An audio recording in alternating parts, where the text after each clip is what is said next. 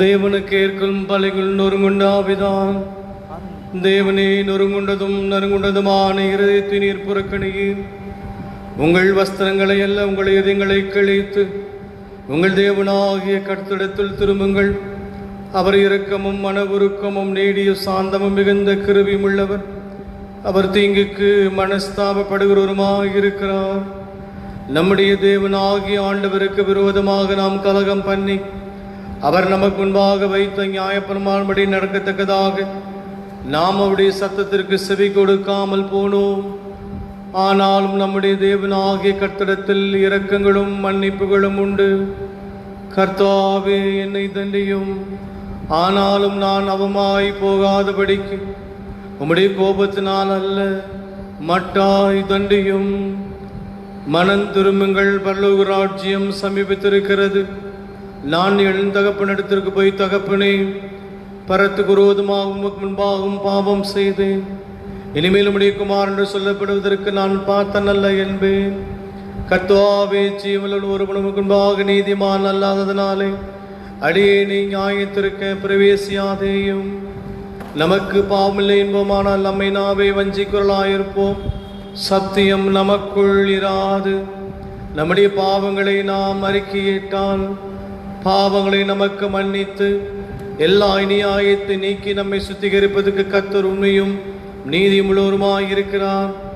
பிரியமானவர்களே, நம்முடைய பரமபிதாவாகிய சர்வ வல்லமுள்ள தேவனுடைய அளவில்லாத தயவினாலும் இரக்கத்தினாலும் பாவ மன்னிப்பை பெறுவதற்காக நாம் செய்த பலவிதமான பாவங்களையும் அக்கிரமங்களையும் சந்நிதியால் மாயமாய் மறைத்துக் கொள்ளாமல் பணிவும் தாழ்மையும் துக்கமும் கீழ்ப்படியுள்ள இருதயத்தோடு அறிக்கையிட வேத வசனம் பற்பல வாக்கியங்களை நம்மை ஏவுகிறது.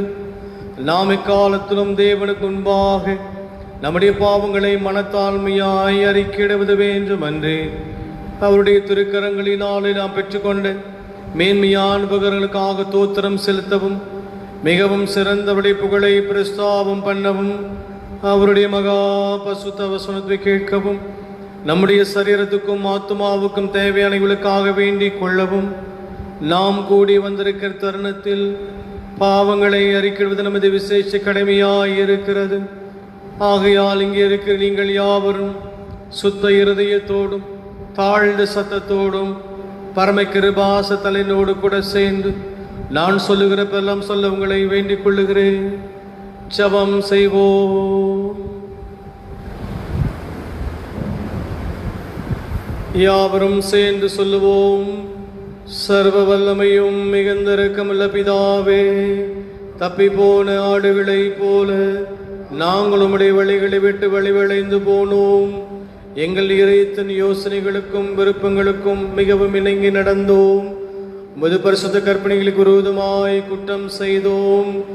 செய்யத்தக்கவழி செய்யாமல் செய்யத்தகாதவைகளை செய்து வந்தோம். எங்களுக்கு சுகமே இல்லை. ஆனாலும் ஆண்டவரே, தேவனின் கர்த்தராகிய இயேசு கிறிஸ்து மூலமாய் மனிதர் கருளை செய்த வாக்கு தத்தங்களின்படியே நிர்பாக்கியமுள்ள குற்றவாளிகளாக எங்களுக்கு இறங்கும். தப்பிதங்களை அறிக்கிறீங்க மேல் பொறுமையாயிரும். பாவத்தின் நிமித்தம் துக்கப்படுகிறீங்களை சீர்படுத்தும் மிகவும் இரக்கமுள்ள பிதாவே, உம்முடைய பரிசுத்த நாமத்துக்கு மகிமை உண்டாகும்படி நாங்கள் இனி தேவ பக்தியும் நீதியும் தெளிந்த புத்தி முழவளாய் நடந்து வர இயேசு கிறிஸ்து நிமித்தம் எங்களுக்கு கிருபை செய்தருளும்.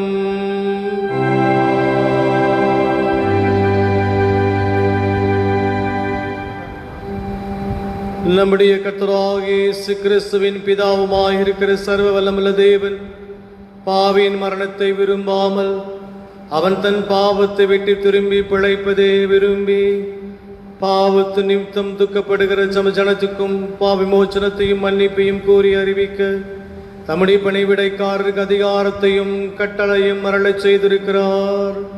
மெய்யாய் மனம் திரும்பி தமது பரிசுத்த சுவிசேஷத்துண்மையாய் விசுவாசிக்கிற யாவருக்கும் அவர் பாவங்களை மன்னித்து விமோச்சனம் செய்கிறார்.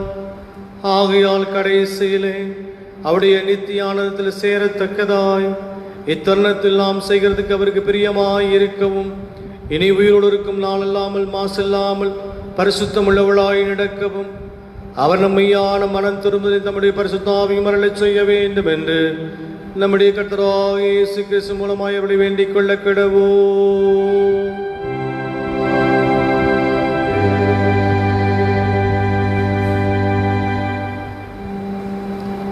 பரமண்டலங்கள் பிதாவே, உம்முடைய நாமம் பரிசுத்தப்படுவதாக, உம்முடைய ராஜ்யம் வருவதாக, உம்முடைய சித்தம் பரமண்டலத்திலே செய்யப்படுகிறது போல பூமியிலேயும் செய்யப்படுவதாக. அன்னல் அப்பத்தை எங்களுக்கு நினைத்தாரும், எங்களுக்கு விரோதமாய் குற்றம் செய்வதற்கு நாங்கள் மன்னிக்கிறது போல எங்கள் குற்றங்களை எங்களுக்கு மன்னியும். எங்களை சோதனைக்கு பிரவேசிக்க பண்ணாமல் தீமையிலிருந்து ரட்சித்துக் கொள்ளும். ராஜ்யமும் வல்லமையும் மகிமையும் என்னைக்கு முடிவுகளே.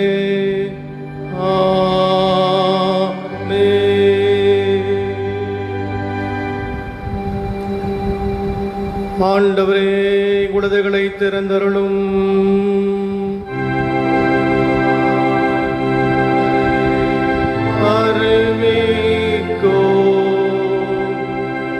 தேவனே, எங்களை இரட்சிக்க விரைவாய் வாரும்.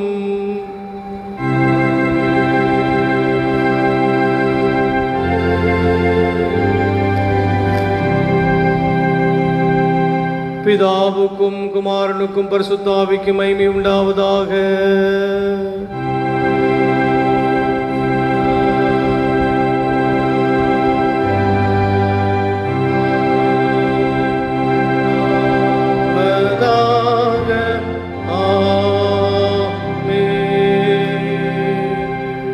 கர்த்தரை துதியுங்கள்,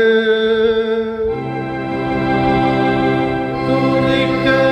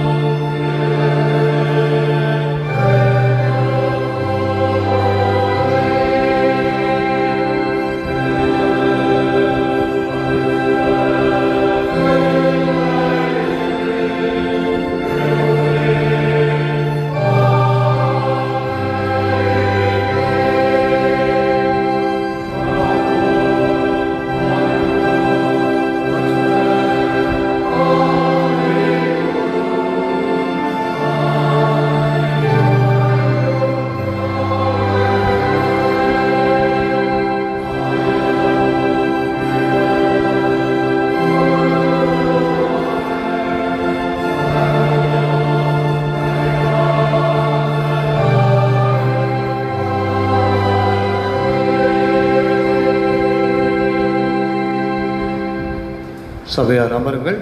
முதலாவது வேத பாடம் வாசிக்க கேட்போம்.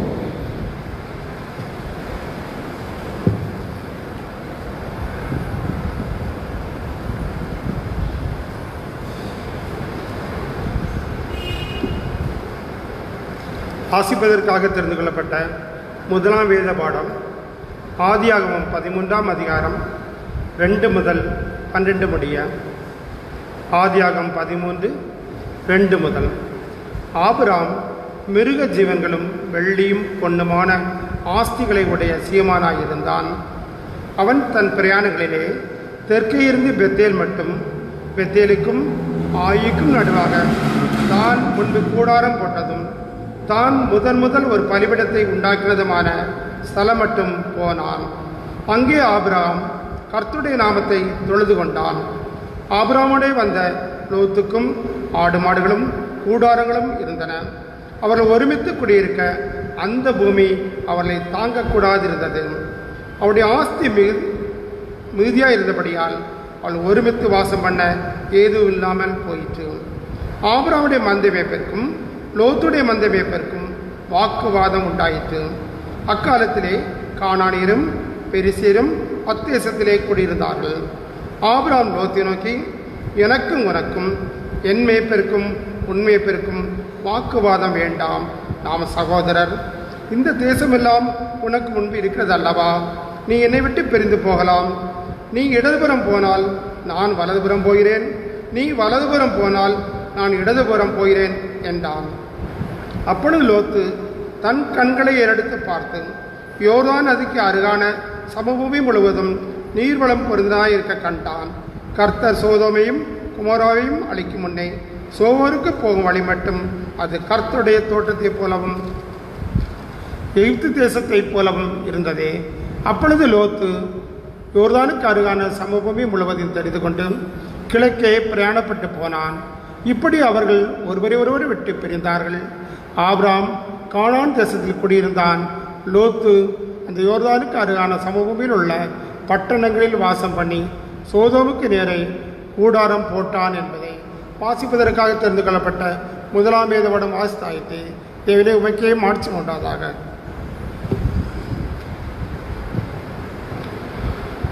இரண்டாம் பாடமான சுவிசேஷ பாடம் வாசிக்க அனைவரும் எழுந்து நிற்கவும்.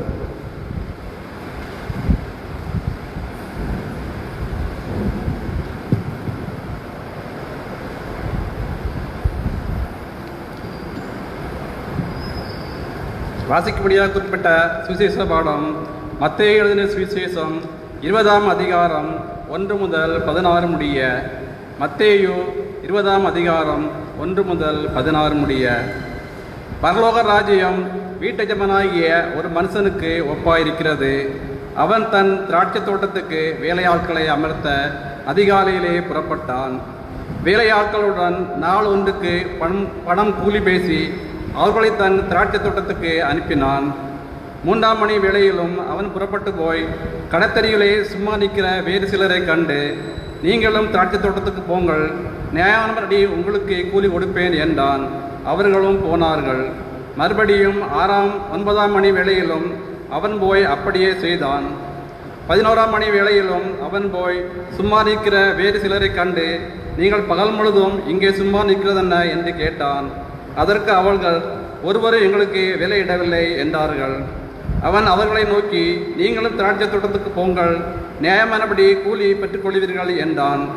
சாயங்காலத்தில் திராட்சை தோட்டத்துக்கு எஜமான் தன் காரியக்காரனை நோக்கி, நீ வேலையாட்களை அழைத்து பிந்தி வந்தவர்கள் தொடங்கி முந்தி வந்தவர்கள் வரைக்கும் அவர்களுக்கு கூலி கொடு என்றான். அப்பொழுது 11ஆம் மணி வேளையில் வேலையமர்த்தப்பட்டவர்கள் வந்து ஆளுக்கு ஒவ்வொரு பணம் வாங்கினார்கள். முந்தி அமர்த்தப்பட்டவர்கள் வந்து தங்களுக்கு அதிக கூலி கிடைக்கும் என்று எண்ணினார்கள். அவர்கள் ஆளுக்கு ஒரு பணம் வாங்கினார்கள். வாங்கி கொண்டு வீட்டஜமானை நோக்கி, பிந்தி வந்தவர்களாகிய இவர்கள் 1 மணி நேரம் மாத்திரம் வேலை செய்தார்கள். பகலின் கஷ்டத்தையும் வெயிலின் முஷ்டத்தையும் சகித்த எங்களுக்கு இவர்களை சமமாக்கினீரே என்று முறுமுறுத்தார்கள். அவர்களில் ஒருவனுக்கு அவன் பிரயோஜனமாக, சிநேகிதனே, நான் உனக்கு அநியாயம் செய்யவில்லை. நீ என்னிடத்தில் ஒரு பணத்துக்கு சம்மதிக்கவில்லையா? உன்னுடையதை நீ வாங்கி கொண்டு போ. உனக்கு கொடுத்தது போல பிந்தி வந்தவனாகிய இவனுக்கு கொடுப்பது என்னுடைய இஷ்டம். என்னுடையதை என் இஷ்டப்படி செய்ய எனக்கு அதிகாரம் இல்லையா? நான் தயாளனுக்கிறபடியால் நீ வன்கடனாக இருக்கலாமா என்றான். இவ்விதமாக பிந்தினோர் முந்தினோராயும் முந்தினோர் பிந்தினோராயும் இருப்பார்கள். அழைக்கப்பட்டவர்கள் அநேகர், தெரிந்து கொள்ளப்பட்டவர்களோ சிலர் என்றார். வாசிக்க முடியாத குறிப்பிட்ட வேத பாடம் வாசித்தாயிற்று. கிறிஸ்துவுக்கே மகிமை உண்டாவதாக.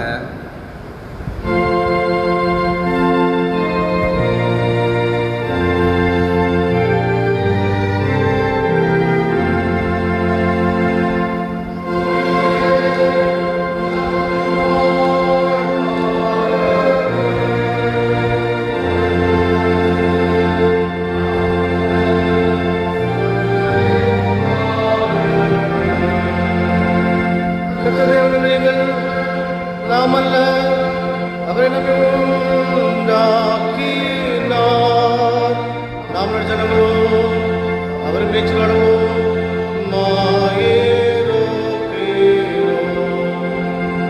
அவள் வாசலில் துதியோடும் அவன் பிரகாரம் புகழ்ச்சியோடும் பிரவேசித்து அவரை துதித்து அவருடைய நாமத்தை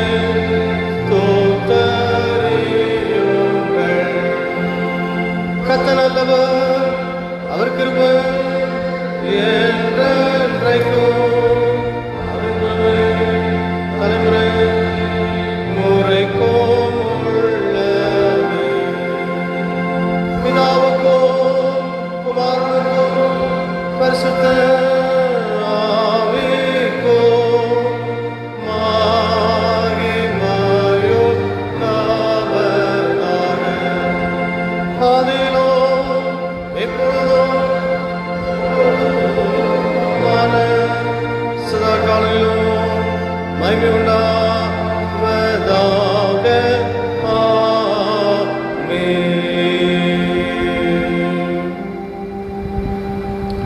வானத்தையும் பூமியும் படைத்த சர்வ வல்ல பிதாவாகிய தேவனை விசுவாசிக்கிறேன்.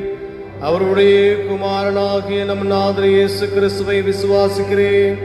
அவர் பரிசுத்த ஆவியினாலே கன்னிமரியாடத்தில் உற்பவித்து பிறந்தார். பொந்து பிலாத்தின் காலத்தில் பாடுபட்டு சிலுவில் அறையுண்டு மரித்து அடக்கம் பண்ணப்பட்டு பாதாளத்தில் இறங்கினார்.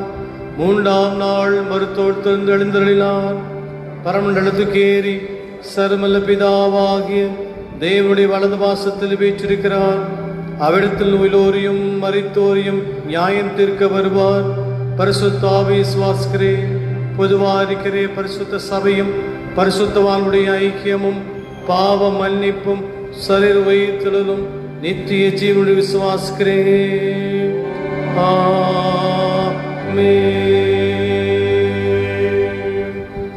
கர்த்தர் உங்களோடு இருப்பாராக.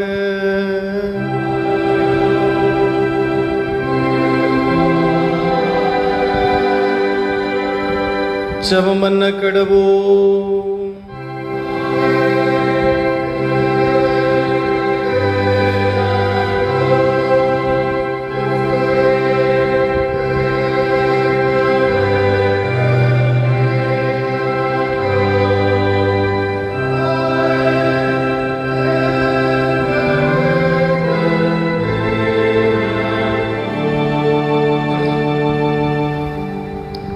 பரமண்டலங்கள் பிதாவே, உம்முடைய நாமம் பரிசுத்தப்படுவதாக, உம்முடைய ராஜ்யம் வருவதாக, உம்முடைய சித்தம் பரமண்டலத்திலே செய்யப்படுவது போல பூமியிலேயும் செய்யப்படுவதாக.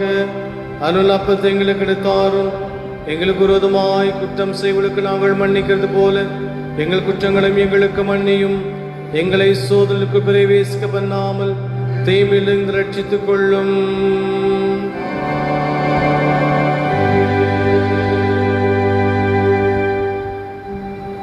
கர்த்தாவே, உம்முடைய இரக்கத்தை எங்களுக்கு காண்பியோ.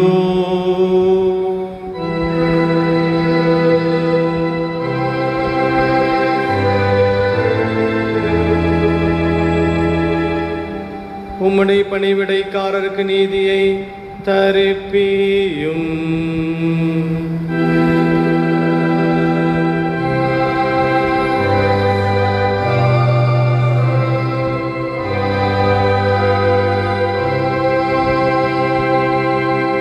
கர்த்தாவே, உம்முடைய ஜனத்தை ரட்சியும்.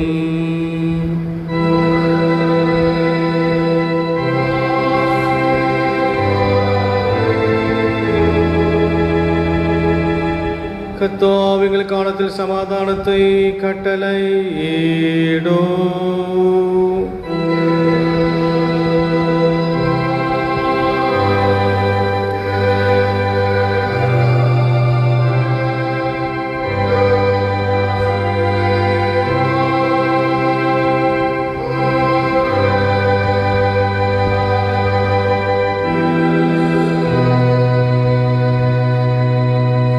பராபரனே எங்கள் இதயத்தை சுத்திகரியோ.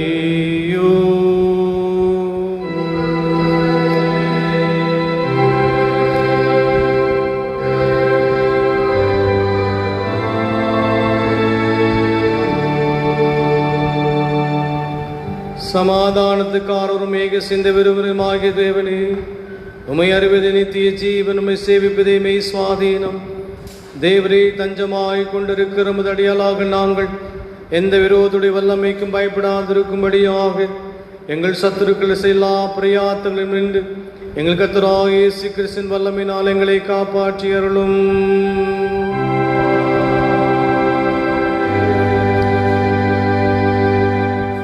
சர்வ வல்லமுள்ள நித்திய தேவனே, இந்நாள் வரைக்கும் எங்களை சுகமாய் நடத்தி வந்த எங்கள் பரமபிதாவாகிய கர்த்தாவே, இந்நாளில் மிகுந்த வல்லமையினால் எங்களை காப்பாற்றி நாங்கள் யாதொரு பாவத்துக்கு உட்படாமலும் எவ்விதமான மோசத்திலும் அகப்படாமலும் முது பார்வைக்கு நீதியாயிருக்கிறது எப்படும் செய்கிறதற்கு நாங்கள் எல்லாவற்றும் ஆணைகளை நடத்தியுள்ள வேண்டும் என்று கர்த்தராகிய இயேசு கிறிஸ்துவின் மூலமாய் வேண்டிக் கொள்கிறோம்.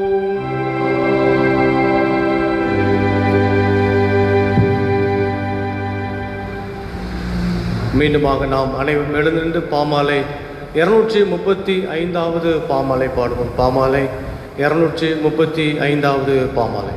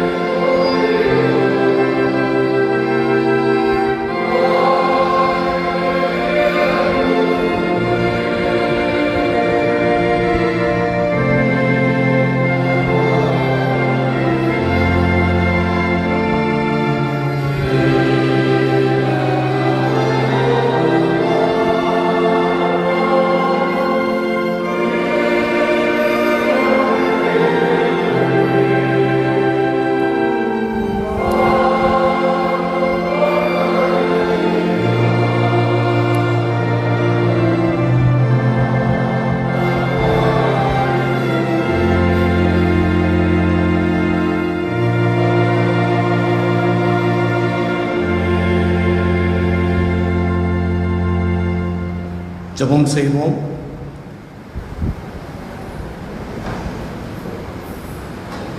எங்கள் அன்பின் பிதாவே, மீண்டுமாக உம்முடைய சத்தத்தை நாங்கள் கூடியிருக்கிறோம். எங்களுடைய சிந்தனை எல்லாம் ஒருமுகப்படுத்தி அருளும். சிந்திக்கின்ற திருமறையின் வழியாக எங்களுடைய வாழ்க்கையில் பொது தாக்கங்களையும் ஒரு மாற்றத்தையும் கொண்டு வர பரிசுத்த ஆவியானவர் எங்களுக்கு உதவி செய்வீராக. இயேசு மூலமாக வேண்டுகிறோம் எங்கள் அன்பின் பிதாவே. ஆமென். மீண்டுமாக இந்த ஓய்வு நாளை நாம் சந்திக்க ஆண்டுடைய பாதத்திலே அமர்ந்திருந்து அவருடைய மெல்லிய சத்தத்தை கேட்கவும் மீண்டும் ஆண்டவர் நம்முடைய வாழ்க்கையில் ஒரு தருணத்தை தந்து நம்முடைய உள்ளங்களிலே எண்ணங்களிலே இருக்கக்கூடிய எதிர்பார்ப்புகளையும் விருப்பங்களையும் ஆண்டவரிடத்தில் நாம் அறிக்கையாக சொல்ல ஆண்டவர் நேரத்தை நமக்கு தந்ததுக்காக ஆண்டவருக்கு நாம் நன்றி சொல்லுவோம். காரணம், இப்படிப்பட்ட தொற்று நோய் நிமித்தமாக அநேக ஆலயங்கள் இன்னும் மூடப்பட்டு கொண்டிருந்தாலும் ஆண்டவருடைய வழிநடத்தல் பேரிலே நம்முடைய சமூக இடைவெளியை விட்டு தனிப்பட்டவர்களாக ஆலயத்தில் அமர்ந்திருந்து ஆராதனையில் பங்கு கொள்ளக்கூடிய நல்ல ஒரு வளர்ச்சிகளையும் விழிப்புணர்வுகளையும் பெற்றுக்கொள்வதற்கு கடவுள் நமக்கு உதவி செய்தபடினாலே ஆண்டவருக்கு நன்றி செலுத்துவோம். இந்த சிறப்பான நாளிலேயும் ஆண்டவருடைய வேத பகுதிகளை சிந்திப்பதற்காக தெரிந்து கொள்ளப்பட்ட 2 திருமறை பகுதிகளை வாசிக்க கேட்டோம். அது ஆதியாகமம் புத்தகம் 13ஆம் அதிகாரம் வசனங்கள் 2 12 முடிய உள்ள வசனங்களை வாசிப்போம். நற்செய்தி பாடமான மத்தேயு என்பவர் எழுதின நற்செய்தி நூல் சுவிசேஷம் 20ஆம் அதிகாரம் வசனங்கள் 1 16 முடிய உள்ள 2 திருமறை பகுதிகளையும் நாம் வாசித்தோம். இந்த 2 திருமறை பகுதிகளிலுமே ஆண்டவர் ஒரு ஆழமான ஒரு சத்தியத்தை நமக்கு கற்றுக் கொடுத்து இந்த சத்தியத்தின் வழியாகவே நீங்களும் நானும் தொடர்ந்து பயணம் சென்று கொண்டிருக்கிறபடினாலே இந்த நிலை என்பது நம்முடைய வாழ்க்கையிலே சற்று மாற்றம் ஏற்படுத்தப்பட வேண்டும் என்று ஆண்டவர் விரும்பி இந்த 2 திருமறை பகுதிகளை நமக்கு ஒரு தலைப்பாக நமக்கு தந்திருக்கிறார்கள். கொடுக்கப்பட்டிருக்கிற தலைப்பு பீஸ் அண்ட் கான்ஃப்ளிக்ட் ரெசல்யூஷன் என்கின்ற 2 முக்கியமான பொருளை வைத்துக்கொண்டு அர்த்தங்களை கொண்டு நமக்கு ஒரு தலைப்பு தரப்பட்டிருக்கிறது. அதாவது முரண்பாடுகளை தவிர்த்து, மோதல்களை தவிர்த்து, சிக்கல்களை நீக்கி வருகின்ற பிரச்சனைகளிலிருந்து நாம் சற்று நிவர்த்தி கொடுக்கப்பட்டு ஒரு சமாதானத்தின் வழியாக நம்முடைய வாழ்க்கையை நடத்தி கொள்ள வேண்டும் என்கின்ற ஒரு 2 திருமறை பகுதிகளையும் கொடுத்து இந்த 2 திருமறை பகுதியில் கொடுக்கப்பட்டிருக்கக்கூடிய சம்பவங்களையும் கொண்டு அதிலே வருகின்ற 2-3 நபர்களுடைய வாழ்க்கையில் நடந்திருக்கக்கூடிய பல நிகழ்வுகளை கொண்டு ஆண்டவர் ஒரு புதிய பாடத்தை கற்றுக் கொடுக்க வேண்டும் என்று விரும்பினார். அதாவது பீஸ் என்று சொன்னால் அமைதி. திருமறை முழுமையாகவே பல இடங்களிலே இந்த சமாதானத்தை குறித்தும் அமைதி என்று சொல்லுகின்ற இந்த வார்த்தை கொண்டும் பல விளக்கங்கள் ஏராளமாக நமக்கு கொடுக்கப்பட்டிருக்கிறது. இருந்தாலும் எபிரேய மொழியிலே இந்த அமைதி என்று சொல்லும் பொழுது ஷாலோம் என்று சொல்வார்கள். ஒருவருக்கொருவர் தழுவிக்கொண்டு என்னுடைய சமாதானத்தை நான் உனக்கு தருகிறேன், என்னுடைய சமாதானத்தை உனக்கு தருகிறேன் என்று சொல்லுகிற பொழுது 2 நிலைகளிலே தனிப்பட்ட மக்களாக, தனிப்பட்ட சமூகத்தின் பிரிவுகளாக இருக்கிறவர்கள், சமூகத்திலே 2 மொழி நடைகளை பேசுகிறவர்கள், 2 குடும்பத்தின் மக்களாக ஒன்றோடு கூட இணைந்து சொல்லுகிற பொழுது அவர்கள் எல்லாவற்றையும் கடந்து ஒருவருக்குள்ளாக ஒருவர் மீண்டுமாக அந்த விதையானது முளைத்து எழும்ப வேண்டும் என்று சொல்லுகிற வகையிலே சமாதானத்தை கொடுத்து அவர்கள் ஆற தழுவிக்கொள்வார்கள். ஷாலோம் என்றால் அமைதி. என்னுடைய சமாதானம் உங்களுக்கு நான் தருகிறேன். ஆண்டவராக இயேசுவானவரும் இந்த உலகத்திற்குள்ளாக இந்த உலகத்தை விட்டு செல்லுகிற பொழுது அவர் சொல்லி சென்ற அந்த வார்த்தை சமாதானம். உலகம் தர முடியாத சமாதானத்தை நான் உனக்கு தருகிறேன் என்று சொல்லும் பொழுது, ஆண்டவர் தருகிற சமாதானம் என்பது எப்பொழுதுமே ஒரே இடத்திலே நிலை கொண்டிருக்கக்கூடியவைகள் அல்ல. இந்த சமாதானம் எல்லாருக்குள்ளாகவும் பகிர்ந்து கொடுக்கப்பட வேண்டிய சமாதானத்தை நான் உங்களுக்கு விட்டு செல்கிறேன் என்று ஆண்டவர் மிக தெளிவாக சொல்லுகிறதை பார்க்கிறோம். உதாரணமாக நீங்கள் வீட்டில் சென்று படித்து பாருங்கள். யோவான் எழுதின நற்செய்தி நூல் 14ஆம் அதிகாரத்திலே ஆண்டவர் இந்த சமாதானத்தை பற்றி பேசுவார்.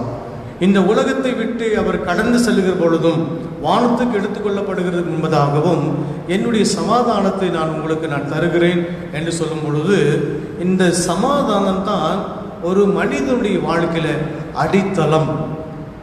இந்த சமாதானம் தான் ஒரு மனிதனுடைய வாழ்க்கையில ஒரு மிகப்பெரிய உத்வேகத்தை கொடுக்கக்கூடியது. இந்த சமாதானம் தான் ஒருவருக்காக ஏற்படுத்தப்படுகின்ற உடன்படிக்கை. இந்த சமாதானம் தான் ஒருவருடைய வாழ்வுக்குள்ளாக ஏற்படுத்தப்படுகின்ற உறவினுடைய கட்டமைப்பு. அது சமாதானம் ரொம்ப முக்கியம். இந்த உலகத்தில் எதை வேண்டுமானாலும் நீங்களும் நான் பெற்றுக்கொள்ளலாம், எதை வேண்டுமானாலும் சாதித்துக் கொள்ளலாம், எது வேண்டுமானாலும் நாம் சுயமாக இருந்து எடுத்துக்கொள்ளலாம். ஆனால் எதுவுமே ஆண்டவரிடத்திலிருந்து கொடுக்கப்படுகின்ற இந்த சமாதானத்தை மட்டும் அவ்வளவு சீக்கிரமாக நம்முடைய வாழ்களை பெற்றுக்கொள்ள முடியாது. ஆண்டவருடைய கிருபையும் ஆண்டவருடைய ஒத்தாசையும் ஆண்டவருடைய இறை மீட்பின் திட்டமும் எந்த ஒரு மனிதருக்குள்ளாக கிடைக்கப்படுகிறதோ அவனுடைய வாழ்க்கையில் தான் சமாதானம் இருக்கும். வீட்டில் எல்லாமே இருக்கும். வீடுகள் மிகுந்த வசதி வாய்ப்புகளோடு கூட இருக்கும். நிறைய வசதி வாய்ப்புகளோடு கூட மட்டும் இல்லாமல் நிறைய மக்களுடைய அனுமானங்கள் நம்முடைய வீட்டில் கிடைக்கும். நாம் எதிர்பார்ப்பதற்கும் மேலாக நம்முடைய உறவினுடைய தன்மையிலே நாம் பெற்றுக்கொள்ள முடியும், சம்பாத்தியங்களில் நாம் பெற்றுக்கொள்ள முடியும். ஆனால் எவையுமே நாம் பெற்றுக்கொண்டாலும் கூட இந்த சமாதானம் இல்லாத ஒரு இடம் காலியான இடமாக இருக்கும் பட்சத்திலே நம்முடைய வாழ்க்கையில் எது வந்தாலும், எது தங்கினாலும், எது போனாலும் அது நம்முடைய வாழ்க்கையில் சுவையை தராது என்பதை பற்றி சாலமோன் ஞானி மிக தெளிவாக சொல்கிறார். அதனாலே ஒரு மனிதனுக்கு மிக மிக முக்கியம் சமாதானம் என்கின்ற ஒரு தலைப்பு கொடுக்கப்பட்டிருக்கு.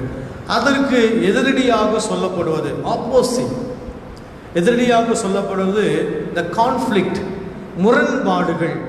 இந்த முரண்பாடுகள் எப்பொழுது ஒரு மனிதனுடைய வாழ்க்கையில் ஏற்படும் என்று சொன்னால், ஒருவருக்குள்ளாக உண்மை இல்லாத பட்சத்தில், ஒருவருக்குள்ளாக நேர்மை இல்லாத தருணங்களிலே, ஒத்துப்போகாத மனநிலை கொண்ட ஒரு குடும்ப உறவிலே இல்லாத போது முரண்பாடுகள் ஏற்படுவதுண்டு. அலுவலகங்களிலே பல முரண்பாடுகள் வருவதற்கு வாய்ப்புகள் உண்டு. ஒரு தனி மனிதனாயிருந்து குடும்பத்திற்குள்ளாக ஒரு ஒத்துப்போகாத ஒரு சரி சமமான நிலை ஏற்படுத்தாத போது அந்த இடத்துல குடும்பங்களிலே ஒரு மிகப்பெரிய பிளவுகள் ஏற்படுத்தப்பட்டு அங்கே முரண்பாடுகள் வருவதற்கு உண்டு. பல குடும்பங்கள்லாம் சேர்ந்து ஒரு சமூக அமைப்புக்குள்ளாக வருகிற பொழுது சமூகத்துக்குள்ளேயும் சில நேரங்களிலே முரண்பாடுகள் வந்துவிடுகிறது. இந்த சமூகமாக திருச்சபைக்குள்ளாக வந்து அமர்ந்திருக்கும் பொழுதும் சில நேரங்களிலே திருச்சபையிலும் கருத்து மோதல்கள், முரண்பாடுகள், சிக்கல்கள், சண்டைகள், பிரச்சனைகள் எல்லாமே நம்முடைய வாழ்க்கையிலையும் அனுதினமாக பார்க்க முடிகிறது. ஆனால் இந்த இரண்டு நிலையும் மாற்றப்பட வேண்டும். Peace and conflict resolution. ஒரு சமாதானத்தின் வழியாகத்தான் ஏற்படுகின்ற முரண்பாடுகளை எல்லாம் நாம் நீக்கி நிவர்த்தி செய்து ஒதுக்கி வைத்து கொண்டு இந்த உலகத்துக்குள்ளாக கடவுள் தருகின்ற சமாதானத்தின் வழியாகத்தான் இவை எல்லாவற்றையும் நாம் மேற்கொள்ள முடியும், வெல்ல முடியும் என்று ஆண்டவர் மிக தெளிவாக சொல்லுகிறார். அப்படி சமாதானம் முரண்பாடுகள் கொண்ட இரண்டு திருமறை பகுதிகளை முழுவதாக நான் வைக்க விரும்புகிறேன். ஆதியாகமம் புஸ்தகம் 13ஆம் அதிகாரம் 11ஆம் வசனத்தை நீங்கள் படித்து பார்க்கும் பொழுது நமக்கெல்லாம் நன்றாக தெரிந்திருக்கக்கூடிய ஒரு பகுதி தான். இருந்தாலும் இந்த வேத வசனம் அடிக்கடி நம்முடைய வாழ்க்கையில பல சூழ்நிலைகளை, இந்த வேத வசனம் நம்முடைய வாழ்க்கையில பல சம்பவங்களை கிளறி விட்டு கொண்டே இருக்கும், தூசி தட்டி கொண்டே இருக்கும், புடமிட்டு கொண்டே இருக்கும். சுத்தமாக இருக்க வேண்டும் என்று இந்த வேத வசனம் நம்மை ஒரு ஊசி குத்துவது போல குத்தி கொண்டே இருக்கும். நம்முடைய வாழ்க்கையில அடிக்கடி கரைபட்டு கொண்டிருக்கக்கூடிய கரைகளை நீக்கி எப்பொழுதுமே சுத்தமாக இருக்க வேண்டும் என்பதை பற்றி ஆண்டவருடைய வேத வசனம் நம்முடைய வாழ்க்கையில சொல்லி காண்பித்து கொண்டே இருக்கக்கூடிய ஒரு பகுதி தான். ஆகினால் தான் நேரம் கிடைக்கும் பொழுதெல்லாம் வேதத்தை, திருமறையை படித்து பார்க்கும் பொழுது அது என்னுடைய இருதயத்திற்கு ஒரு வெள்ளோட்டமாக விடுகிற பொழுது அது என் வாழ்க்கையில ஒரு பெரிய மாற்றத்தை தருகிறது. அது மட்டுமில்லை, சில நேரங்களில் ஒரு மறுமலர்ச்சியும் ஏற்படுவது உண்டு என்பதை பற்றி வேதத்தில் நாம் பல இடங்களை பார்க்கிறோம். அப்படி என்ன ஒரு பெரிய கான்ஃப்ளிக்ட் இந்த ஆதியாகமம் புஸ்தகம் 13ஆம் அதிகாரத்தில் வருகிறது என்று நீங்கள் படித்து பார்க்கும் பொழுது ஒரு வசனத்தை நான் வாசிக்கிறேன். திருமறையை வைத்திருக்கிற நீங்கள் பாருங்கள். ஆதியாகமம் புஸ்தகம் 11ஆம் அதிகாரம். அப்பொழுது லோத்து யோர்தானுக்கு அருகான சமபூமி முழுவதையும் தெரிந்து கொண்டு கிழக்கே பிரயாணப்பட்டு போனான். இப்படி அவர்கள், யார் அவர்கள்? ஆபிரகாமும் லோத்தும் எகிப்திலிருந்து புறப்படுகிற பொழுது 2 பேரும் ஒன்றாக வருகிறார்கள். ஆண்டவர் ஆபிரகாமுக்கென்று கொடுக்கப்படுகிற ஆசீர்வாதம் என்பது மிகுந்த உயர்ந்தது. ஆண்டவர் ஆபிரகாமை பார்த்து சொல்லுகிறார், நீ வானத்தை அண்ணாந்து பார்க்க வேண்டிய ஒரு சூழ்நிலைகள்லாம் வருகிறது என்பதாக, நான் உன்னை ஆசீர்வதிப்பதற்காக நான் உன்னை தெரிந்து கொண்ட பாத்திரனாக நீ இருக்கிறாய். ஆகையினாலே நீ கால்நடையாக எவ்வளவு தூரமாக நீ நடந்து செல்கிறாயோ, நடந்து போகின்ற காலடி சுவடுகள்லாம் மிதிக்கக்கூடிய நில பூமி அனைத்தையும் நான் உனக்கு ஆசீர்வாதமாய் நான் கொடுப்பேன் என்று சொன்னவுடனே ஆபிரகாமுடைய வாழ்க்கையில தான் சம்பாதித்த சில காரியங்கள், ஆதியாகமம் புஸ்தகம் 12ஆம் அதிகாரத்தில் படித்து பார்க்கும் பொழுது எகிப்திலே பஞ்சம் வந்தபோது தன்னுடைய மனைவியாக சாராளை கூட்டிக் கொண்டு அவன் பார்வோனுக்கு முன்பதாக செல்கிற பொழுது பார்வோனிடத்திலே தன்னுடைய மனைவியை தவறாக அவர் புரிந்துவிடக் கூடாது என்பதற்காக தன் மனைவியிடத்திலே ஆபிரகாம் சொல்லுகிறாள், யாராவது உன்னை கேட்டால் நீ என் சகோதரி என்று சொல்ல வேண்டும் என்று சொல்லிவிடுகிறார். இது பார்வோனுக்கு சொல்லப்பட்ட போது அது மிகவும் ஆண்டவர் நேரத்திலே பேசின போது, நீ ஏன்பா உன்னுடைய மனைவி சகோதரின்னு சொன்னாய், ஆகினாலே இதற்குண்டான தண்டனை எனக்கெல்லாம் வந்துவிடும் போல தோன்றுகிறது என்கிற போது ஆண்டவர் ஆபிரகாமுடைய மனைவி அங்கே எகிப்திலிருந்து பார்வோனுடைய கண்களுக்கு விலக்கி அவளுக்கு தண்டனை கொடுத்து அவனுக்கென்று கொடுக்கப்பட வேண்டிய அநேக ஆசீர்வாதங்களையும் கொடுத்து எகிப்தை விட்டு அவர் புறப்பட்டார்கள் என்று ஆதியாகமம் புஸ்தகம் 13ஆம் அதிகாரம் 1ஆம் சொல்லப்பட்டிருக்கு. அவர்கள் எகிப்தை விட்டு வருகிற பொழுது யார் வருகிறார்கள்? அந்த குடும்பம் வருகிறது. ஆபிரகாம், அவருடைய சகோதரன் லோத், 2 பேருமே ஒரே தாயின் கருவறையிலே பிறந்து வளர்ந்தவர்கள், சகோதரர்கள், அண்ணன் தம்பியா இருக்கிறார். அண்ணனும் தம்பியும் ஒருவருக்கு ஒரு பரிமாறிக்கொள்கிறார்கள். எவ்வளவு பெரிய சந்தோஷம், எவ்வளவு பெரிய மகிழ்ச்சி குடும்பங்களுக்குள்ளாக இருக்கும் என்று நீங்கள் நினைத்து பார்க்க வேண்டும். எகிப்தை விட்டு வருகிற பொழுது இந்த 13ஆம் அதிகாரம் மிக தெளிவாக சொல்லுகிறதை நாம் பார்க்கிறோம். அவள் பிரயாணப்பட்டு தெற்கில் இருக்கக்கூடிய பெத்தேல் மட்டும், பெத்தேலுக்கு ஆயுக்கும் நடுவாக தான் முன்பு கூடாரம் போட்டதும் தான் முதல் ஒரு பீடத்தை உண்டாக்கினதும் ஸ்தலம் மட்டும் போனான். அங்கே ஆபிராம் கர்த்தருடைய நாமத்தை தொழுது கொண்டான். ஆபிராமுடனே வந்த லோத்துக்கும் ஆடுகளும் கூடாரங்களும் இருந்தது. 2 பேர்த்துக்குமே கூடாரங்கள் இருந்தது. 2 பேருமே தனித்தனியாக இருந்து ஆண்டவரை தொழுது கொண்டார்கள். ஆபிராம் முதலாக ஆண்டவர் கொடுத்திருக்கிற ஆசீர்வாதங்கள் எல்லாம் எண்ணி இந்த பூமியை பார்க்கும் பொழுது, ஆண்டவரே இது உம்மாலே கொடுக்கப்பட்டிருக்கக்கூடிய பூமி, உம்மாலே கொடுக்கப்பட்டிருக்கக்கூடிய சொத்து, உம்மாலே கொடுக்கப்பட்டிருக்கிற ஆடுகள், உம்மாலே கொடுக்கப்பட்டிருக்கிற மந்தைகள், உம்மாலே கொடுக்கப்பட்டிருக்கிற ஒட்டங்கள் எல்லாமே நான் சம்பாதித்தது அல்ல, இதெல்லாமே உம்முது கரத்தினாலே வாங்கி கொண்டதை என்பதை வைத்துக் கொண்டு கூடாரத்திலே முழங்கால் படியிட்டு பலிபீடத்தை கட்டி ஆண்டவருக்கு நன்றி செலுத்துகிற பொழுது இவையெல்லாம் என்னுடையதல்ல என்பதை முடிவு பண்ணி ஆபிரகாம் அங்கே ஆண்டவரத்தில் பலிபீடத்திலிருந்து ஜெபம் பண்ணி கொண்டான். லோத்தும் ஜெபித்தார். லோத்துவுக்கும் ஆடுகளும் இருந்தது, கூடாரங்களும் இருந்தது என்று சொல்லப்பட்டிருக்கு. ரொம்ப அவ்வளவு நேசம், அவ்வளவு பாசம், 2 பேரும் சிரித்து மகிழ்ந்த காலகட்டங்கள். பஞ்சம் வந்த போதும் ஒன்றாக இருந்தார்கள். எகிப்தில் இருந்து விரட்டி அடிக்கப்படுகிற பொழுதும் ஆண்டவருடைய கண்களில் 2 பேருக்கும் தயை கிடைத்தது. 2 பேருமே எகிப்தை விட்டு இங்கே வருகிற பொழுது 13ஆம் அதிகாரம் சொல்லப்பட்டிருக்கிறது, அவனோடு கூட ஆபிராமும் அவன் மனைவியும் அவனுக்கு உண்டான யாவும் அவனுடனே லோத்தும் எகிப்தை விட்டு தென் திசைக்கு வந்தார்கள். எப்படி அவருடைய வாழ்க்கையில குடும்ப சூழல் என்று நீங்கள் பாருங்கள். ஒருவருக்கொருவர் நேசமும் ஒருவருக்கொரு பாசமும், அண்ணா தம்பி என்கின்ற பேசிக்கொள்ளுகின்ற உறவு முறை, ஆபிரகாமுடைய அண்ணி என்கின்ற அந்த குடும்ப உறவுக்குள்ளாக வளர்ந்து பெருகி கொண்டே வருவதற்கு ஒரு காரணம், கடவுள் அவ்வளவு அதிகமாக அந்த குடும்பத்தை ஆசீர்வதித்தார் என்று நாம் திருமுறையிலே பார்ப்போம். அப்படி வந்தவர்களுடைய வாழ்க்கையில ஒரு மிகப்பெரிய கான்ஃப்ளிக்ட் ஒன்று வருது பாருங்க.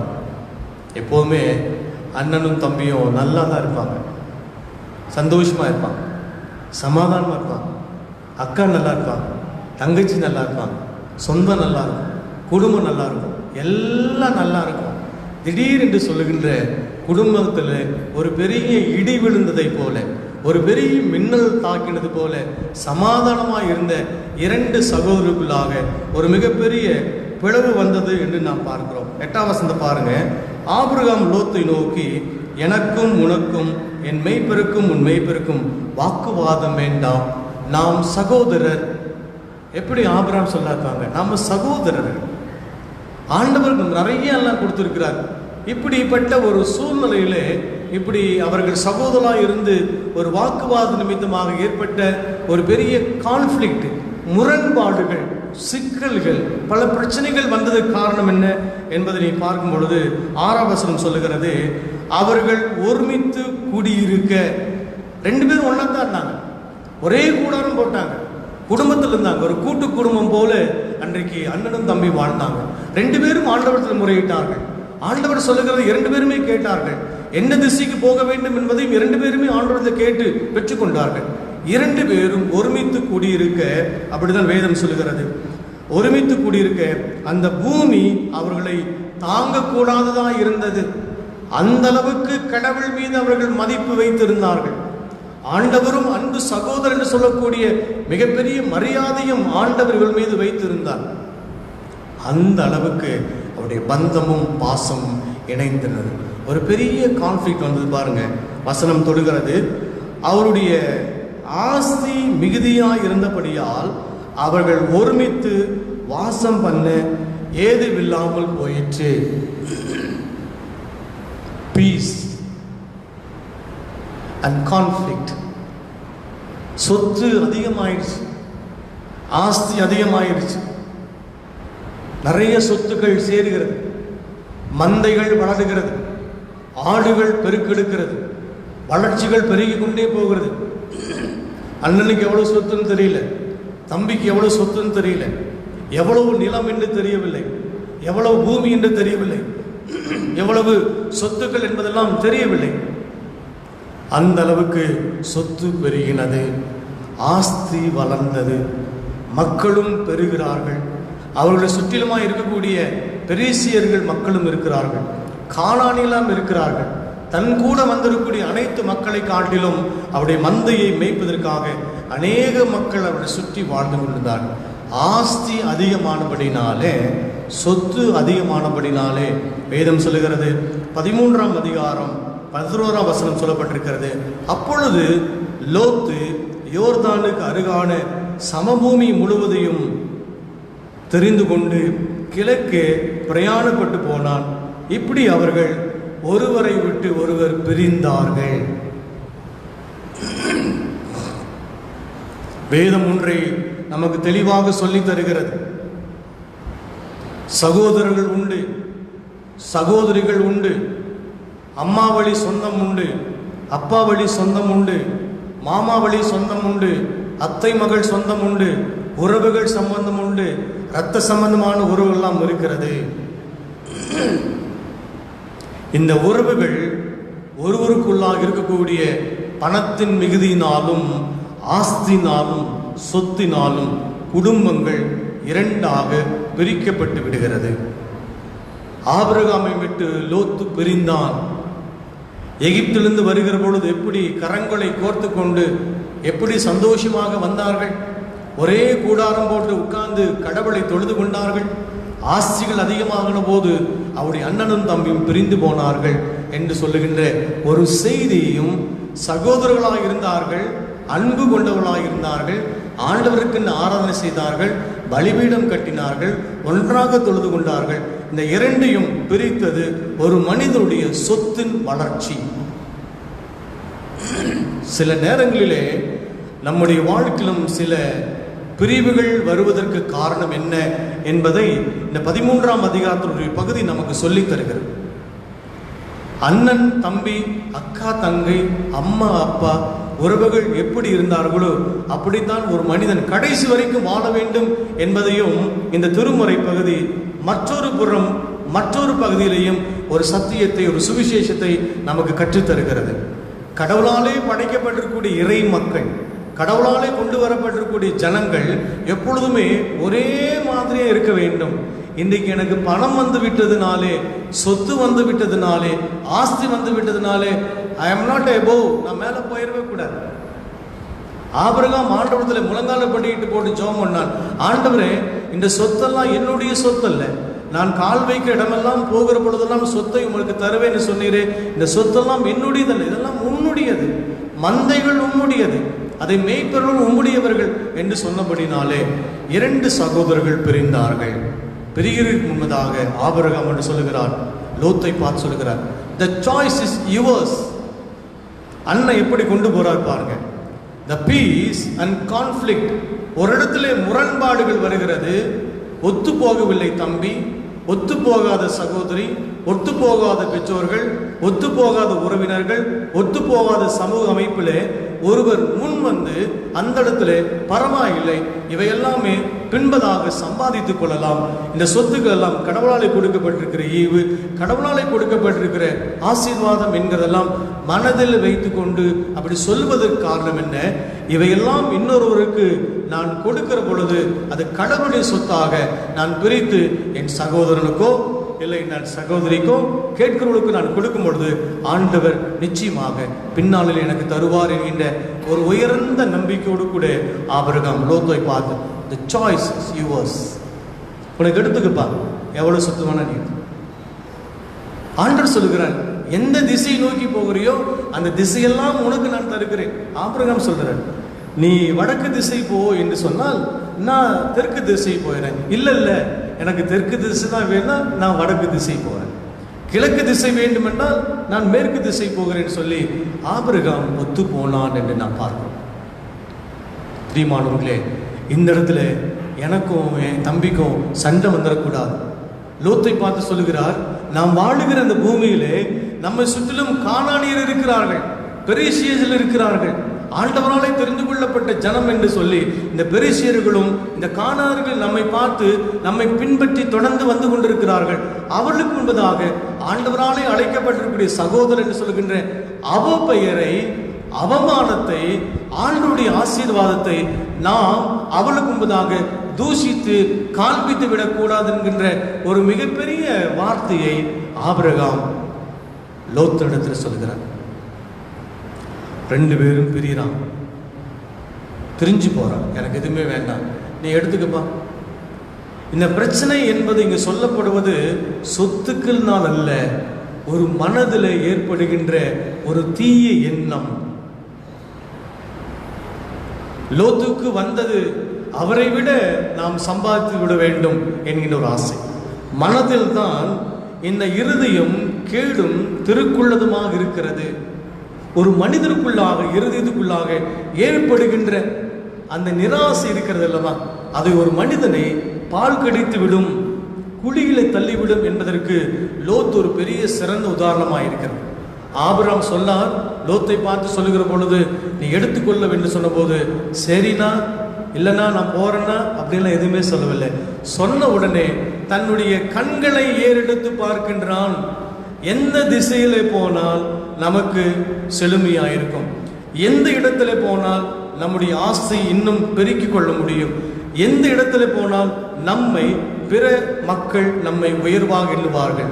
எந்த இடத்துல நம்முடைய கூடாரத்தை போட்டால் அது நிரந்தரமாக இருக்கும் என்று ஆபிராம் சொன்ன உடனே லோத்து தன்னுடைய கண்களை எடுத்து பார்க்கிறான். அது அன்றைக்கு அறுவடை காலமாக இருக்கிறபடினாலே யோர்தானுக்கு சம பூமி அளவிலே அவன் தன் கூடாரத்தை போட்டான் என்று வேதம் சொல்லுகிறது. பிரியமானவர்களே, நம்முடைய வாழ்க்கையில முரண்பாடுகள் வருவதற்கு யார் காரணம்? இங்கு சொல்லப்படுவதற்கு லேண்ட் அண்ட் வெல்த், நிலமும் சொத்தும் ஒரு மனிதனை உறவுகளை பிரித்து விடுகிறது. நிலமும் சொத்தும் உறவுகளை உடைத்து விடுகிறது. நிலமும் சொத்தும் நீண்ட கால பேச முடியாத கடினமான உள்ளங்களை கட்டமைத்து விடுகிறது. அது திருச்சபையாகட்டும், குடும்பமாகட்டும், சமூகமாகட்டும். இதை ஆண்டவர் இந்த பகுதியிலிருந்து நமக்கு ஒரு சில விஷயத்தை கற்றுக் கொடுக்கிறார். பரவாயில்லை, சொத்து போனால் போகட்டும், மறுபடியும் சம்பாதித்துக் கொள்ளலாம். தம்பி தானே கேட்டார், கொடுத்துருவோம். தங்கச்சி தானே கேட்டாங்க, கொடுத்துருவோம். அக்கா வீட்டுக்காரர் தானே கேட்டார், கொடுத்துருவோம். அப்படிங்கின்ற ஒரு மனப்பான்மை நாம் வர வேண்டும் என்பதை ஆபிரகாம் ஆண்டுடைய சமூகத்திலே கூடாரம் போட்டு ஜெபித்து கேட்டுக்கொண்டார். கடவுளே, இந்த சொத்தெல்லாம் என்னுடையதல்ல, நீர் கொடுத்ததை என்னுடைய சகோதரனுக்கு நான் கொடுத்து விடுகிறேன் என்று வாங்கின சொத்தை அவன் தன்னுடைய எதிர்காலங்களிலே ஒரு தவறான இடத்துல ஒரு சம பூமி வெளியிலே கொண்டு போய் கூடாரத்தை அமைத்தான். கூடாரம் போடப்பட்டிருக்கக்கூடிய எதிர்புறத்தை பார்த்தேன்னு சொன்னால் அது சோதோம் கொமோரா பட்டணத்தை முன்பதாக வைக்கப்பட்டிருந்தது என்பது பற்றி வேதம் சொல்லுகிறது. எல்லா இடத்துலையும் கான்ஃப்ளிக்ட் உண்டு, முரண்பாடுகள் உண்டு, சிக்கல்கள் உண்டு. அதை கண்டுபிடித்து அந்த இடத்துல சமாதானத்தை கொண்டு வர வேண்டும் என்பது கிறிஸ்துவின் வழியாக, கல்வாரி சிலுவையில் சிந்தின ரத்தத்தின் வழியாக கிறிஸ்துவை தன் சொந்த ரட்சகராக ஏற்றுக்கொண்டிருக்கக்கூடிய ஒவ்வொரு கிறிஸ்தவர்களும், கிறிஸ்தவ ஆணும் பெண்ணும், கிறிஸ்தவ குடும்பமும் முன்மாதிரியாக இருக்க வேண்டும் என்பதற்காக ஆபிரகாமுடைய வழி மரபுகளில் வந்து கொண்டிருக்கக்கூடிய நீங்களும் நானும் தான் அதை முன்னிறுத்தி காண்பிக்கப்பட வேண்டும் என்று ஆண்டவர் இந்த 13ஆம் அதிகாரத்தில் மிக தெளிவாக கற்றுக் கொடுக்கிறதை நாம் பார்க்கிறோம். பிரியமானவர்களே, நம்முடைய வாழ்க்கையில் கான்ஃப்ளிக்ட் இருந்தால் அதையும் சரி செய்து கொள்ள வேண்டும் என்பதை பற்றி ஆண்டவர் சொல்கிறார். இரண்டாவதாக திருமுறை பகுதியாகிய அப்போஸ்தலர் நடவடிக்கைகள் புஸ்தகம் 6ஆம் அதிகாரம் வசனங்கள் 1 6 முடிய உள்ள பகுதிகள் நாம் அடிக்கடி பார்ப்பதுண்டு. இந்த 6ஆம் அதிகாரத்தில் வருகிற இன்னொரு பிரச்சனை குறித்து இங்கே கான்ஃப்ளிக்ட் வருகிறது. ஆதிகால திருச்சபையில் ஏற்பட்ட பிரச்சனை என்ன என்பதை பற்றி நாம் பார்க்கிறோம். 6ஆம் அதிகாரம், அந்நாட்களில் சீஷர்கள் பெருகின போது கிரேக்க நாட்டவர்கள் தங்கள் விதவைகள் அன்றாட விசாரணையில் திட்டமாய் விசாரிக்கப்படவில்லை என்று எபிரேயருக்கு விரோதமாக முறுமுறுத்தார்கள் என்று சொல்லுகின்ற ஒரு பிரச்சனை வருகிறது. ஆதிகால திருச்சபை இதை யார் தீர்ப்பது என்கின்றதை அப்போஸ்தலருடைய காலகட்டத்தில் சொல்லப்பட்டது. இங்கே 3 கேட்டகரிஸ் இருக்கிறாங்க. ஒன்று, இந்த கிரேக்கர்கள். இந்த கிரேக்கர்கள் பார்த்தீங்கன்னா பாலஸ்தீனத்தில் வாழ்ந்த கிரேக்கர்கள், அவளுக்கு யூத மொழியும் தெரியும், கிரேக்கமும் பேசுவார்கள். அவர்கள் வாழுகிற இடம் பாலஸ்தீனம். பாலஸ்தீனத்தில் இருக்கக்கூடிய யூதர்கள் கிரேக்க மொழியும் பேசுவார்கள், கிரேக்கமும் தெரியும். அங்கே இருக்கக்கூடிய யூத மொழியும் அவர்கள் கற்று தெரிந்து வைத்திருந்தாங்க. அவங்க ஒரு சர்ச்சில் வந்து இப்படி உட்காருவாங்க. ரெண்டாவது, நீங்கள் பார்த்தீங்கன்னா அவங்களுடைய வழிபாட்டு முறைமையிலையும் சில ஏற்றங்கள் இறக்கங்கள், வழிபாட்டு முறைமைகளே பல வித்தியாசம் இருந்ததாக சொல்லப்பட்டிருக்கு. இன்னும் அந்த 1ஆம் அதிகாரம் 6ஆம் அதிகாரம் 1வது கடைசியில் பார்த்தீங்கன்னா எபிரேயர்கள் இருந்தார்கள் என்று சொல்லப்பட்டிருந்தது. இந்த எபிரேயர்கள் அவர்கள் யூதர்கள், அவர்களுக்கு கிரேக்கமும் தெரியும், அரமேய மொழியும் பேசுவாங்க. இப்போ சபையில் நீங்கள் பார்த்தீங்கன்னா ஆதிகால திருச்சபையில் கிரேக்கர் இருக்கிறாங்க, பாலஸ்தீனர் இருக்கிறாங்க, கிரேக்க மொழியை பேசுகின்ற கிரேக்கர்களும் இருந்தார்கள், யூத எபிரேயர் இருந்தார்கள், அவன் அரமேய மொழியும் பேசுவாங்க. இவங்க என்ன சொல்லுவாங்கன்னு கேட்டிங்கன்னா, எபிரேயர்கள் இல்லை நீங்கள் அரமேய மொழியில் தான் இதெல்லாம் நீங்கள் செய்யணும், இந்த நாங்கள் எபிரேயர்கள், நாங்கள் பாரம்பரியம் மிக்கவர்கள், யூத முறைப்படி தான் வழிபாட்டு முறைமை செய்ய வேண்டும். பாலஸ்தீனர்கள் சொல்கிறார்கள், இல்லை பாலஸ்தீனத்தினால் இருக்கக்கூடிய நாங்கள் இங்கே வாழுகிற கிரேக்களாக எங்களுக்கு கிரேக்க மொழியும் தெரியும், ஆகையினாலே அதிகமாக இருக்கிறபடினாலே கிரேக்க மொழியும் நீங்கள் பேசணும் அப்படின்னு ஒரு கருத்து வேறுபாடு. எபிரேயருக்கும் கிரேக்கர்களுக்கும் கருத்து வேறுபாடு. இதை ரெண்டையுமே பார்த்துட்டு கிரேக்கர்களும் பிரச்சனை பண்ணுறாங்க, எபிரேயர்களும் பிரச்சனை பண்ணுறாங்க. ஆலயத்திற்கு வெளியிலே ஜென்டைல்ஸ் இருக்கிறாங்க, புற இனத்தின் மக்கள். அவங்களுக்கு கிரேக்கமும் தெரியாது, எபிரேய மொழியும் தெரியாது, அரமே மொழியும் தெரியாது. அவங்க அப்படியே பார்த்துட்டு பயந்துட்டு இருக்கிறாங்க. இந்த சமயத்தில் ஆதி திருச்சபையில் ஆண்டவருக்கு என்று தன்னுடைய ஊழியத்தை அபிஷேகத்தின் மூலியமாக தெரிவு செய்யப்பட்டவர்கள் கிரேக்கர்களையும் எபிரேயர்களையும் நடக்கக்கூடிய பிரச்சனையை கொண்டு வந்து, இல்லை நீங்கள் இப்படியெல்லாம் சண்டையெல்லாம் போடக்கூடாது, கிரேக்க மொழிக்கும் ஒரு முறை இருக்கிறது, எபிரேய மொழிகளுக்கு முறை இருக்கிறது, நீங்கள் இப்படி இருக்கிறபடினாலே வெளியிலே இருக்கிறவர்கள் ரோம குடியுரிமை பெற்றவர்களுக்கு அல்லாதவர்கள், அவர்கள் புற இனத்தின் மக்களாக இருக்க, அவங்க எந்த மொழியப்பா பேசுவாங்க, ஆகினால நீங்கள்லாம் சண்டை போடக்கூடாதுன்னு சொல்லி கிரேக்கர்கள், எபிரேயர்கள், யூதர் அல்லாதோர், யூத கிறிஸ்தவர்கள், புற இனத்தின் மக்கள் எல்லாரையும் சேர்த்து சர்ச்சுக்கள் உட்கார வச்சு அவளுக்கு சிறப்பு ஆராதனை செய்தார். த கான்ஃப்ளிக்ட் சர்ச்சில் ஆதிகால திருச்சபை ஒரு சிறந்த முன்மாதிரியான திருச்சபையாக இருந்தது. அதை யார் வழி நடத்தினது? அன்றைக்கு ஆண்டவர் மூலியமாக 5ஆம் வசனம் சொல்லப்பட்டிருக்கிறது. இந்த யோசனை சபை எல்லாருக்கும் பிரியமாயிருந்தது. அப்பொழுது விசுவாசமும் பரிசுத்தாவியும் நிறைந்தவனாகிய ஸ்தேவானையும் பிலிப்பையும் பிரெகோரையும் நிக்கனோரையும் திமோனையும் பர்மனாவையும் யூதமாக்கத்தானாகிய நிக்கோலாவையும் தெரிந்து கொண்டார்கள் என்று சொல்லி வேதம் சொல்லுகிறது. திருச்சபை மக்களாக தெரிவு செய்து கொண்டு அவர்களை சபையில் இருக்கக்கூடிய கான்ஃப்ளிக்ட் மாற்றி ஒரு சமாதானத்தை உண்டு பண்ணினார்கள் என்று வேதம் சொல்லுகிறது. திருச்சபையில் அப்படிப்பட்ட ஒரு பெரிய பிரச்சனை இருக்குது. அது மட்டும் இல்லை, அவள் ஊழியம் மட்டும் அல்ல, அன்றைக்கு அவர்கள் அறநெறியாக பிற தொண்டுகளையும் அவள் செய்ய வேண்டும், பிற ஊழியங்களையும் செய்ய வேண்டும் என்கின்ற சமூக பணியும் அன்றைக்கு ஆதிகால திருச்சபை செய்தார். அதனால தான் இன்னைக்கு நம்ம அந்த திருச்சபையோடு கூட சேர்ந்து சமூக பணியை நாம் செய்கிறோம். உதாரணத்துக்கு நம்முடைய திருச்சபைகளிலே இந்த தொற்று நோய் வந்தபோது, மார்ச் மாதம் வந்தபோது நிறைய மக்களுக்கு நாம் உதவி செய்தோம். சபையில் அறிவிப்பு கொடுக்கப்பட்டது, இப்படி ஏழை எளிய மக்கள், கஷ்டப்படுகிற மக்கள், உணவில்லாமல் தவிக்கிறவர்கள், ஆதரவற்ற இருக்கக்கூடிய மக்கள் என்று எல்லாரையும் ஐடென்டிஃபை பண்ணி நம்முடைய திருச்சபையினுடைய சபை மூப்பர்களாக பல இடங்களுக்கெல்லாம் சென்று அநேக மக்களுக்கு ஒரு மாதத்துக்கு உண்டான மளிகை சாமானங்கள், பணம் கேட்கிறவர்களுக்கு பணத்தை கொடுத்தோம். இப்படி பல விதங்களிலே நம்முடைய சிஎஸ்ஐ கிரைஸ்ட் காந்திபுரம் உதவி செய்து, திருச்சபை என்பது ஜபத்தில் மட்டுமல்ல, சபை மூப்பர்களை கொண்டு, சபை பெரியவர்களை கொண்டு, சபையினுடைய செயலாளர் பொருளாளர் திருச்சபை மக்களை கொண்டு ஆதரவற்ற மக்களுக்கு திருச்சபையாக நீங்கள் செய்த உதவிகள் அது இன்னும் அதிகமான ஆண்டுடைய திருப்பணியை ஆதிகால திருச்சபை போல நாமும் செய்திருக்கிறோம் என்பதை பற்றி அதை நான் சொல்லிக்கொள்ள விரும்புகிறேன். காரணம், திருச்சபை என்பது not only proclamation of the gospel, we do the social work also. நாம் சமூக பணியும் செய்ய வேண்டும். ஆதிகால திருச்சபை இப்படி செய்தது, திருச்சபை சந்தித்தது என்று சொல்லப்பட்டிருக்கிறது. இன்னொரு குறை இருந்தது, ஆதிகால திருச்சபையிலே விதவைகளை அவர்கள் கவனிக்கவில்லை என்கின்ற ஒரு குறைபாடு இருந்தது. அந்த குறைபாட்டையும் ஆதிகால திருச்சபை செய்தது. எல்லா விதவைகளுக்கும் உதவி செய்ய வேண்டும் என்று நாம் நம்முடைய திருச்சபைகளை அப்படி உதவி செய்கிறோம். உங்களுக்கு எத்தனை பேருக்கு தெரியும் என்று தெரியவில்லை. நம்முடைய சபையில் கிட்டத்தட்ட ஒரு 10-20 பேருக்கு 20 பேருக்கு மேற்கொண்டு மாதம் அவளுக்கு உதவி தொகை நாம் கொடுக்குறோம். நீங்கள் கொடுக்குற காணிக்கைகள் நம்முடைய பக்கத்தில் ஓல்டேஜ் ஹோமுக்கு நாம் செய்கிறோம். விதவைகள் என்று அவளை கண்டுபிடிக்கப்பட்டு அவளுக்குன்னு நம் உதவி தொகைகளை நாம் கொடுத்து கொண்டு இருக்கிறோம். இது எல்லாமே திருச்சபையாக நீங்கள் செய்கிற உதவிகள். இப்படி பல மக்களுக்கு சுவிசேஷம் மட்டுமில்லை, சமூக பணியும் செய்கின்ற ஒரு திருச்சபையாக கான்ஃப்ளிக்ட் வந்துவிடக்கூடாது. சபை என்பது அமைதியும் அருத்தொண்டுகளையும் செய்ய வேண்டும் என்பதை பற்றி திருச்சபை செய்து வருகிறது. மூன்றாவதாக வாசிக்கேட்ட இந்த திருமுறை பகுதியான மத்தேயு எழுதின சுவிசேஷம் 20ஆம் அதிகாரம் வசனங்கள் 1-16 முடிய உள்ள வசனங்களை நாம் வாசிக்கேட்டோம். அங்கே இருக்கக்கூடிய கான்ஃப்ளிக்டை இயேசுவானவர் எப்படி தன்னுடைய பரலோக ராஜ்யத்திற்கு வீட்டுக்கு எஜமானாகிய ஒரு மனிதன் எப்படி செய்தான் என்பதை பற்றி ஆண்டு சொல்கிறார். இதே போல ஒரு அறுப்பு காலம் செப்டம்பர் மாதம் அதிகமான விளைச்சல் வருகிற பொழுது அந்த பணியை செய்தார். உதாரணத்துக்கு நான் சொல்லுகிறேன், இங்கே 3ஆம் மணி வேலை, 6ஆம் மணி வேலை, 9ஆம் மணி வேலை என்று நம் திருமுறை கொடுக்கப்பட்டிருக்கிறது. நம்முடைய கான்டெஸ்ட்டுக்கு நாம் வந்துடுவோம்.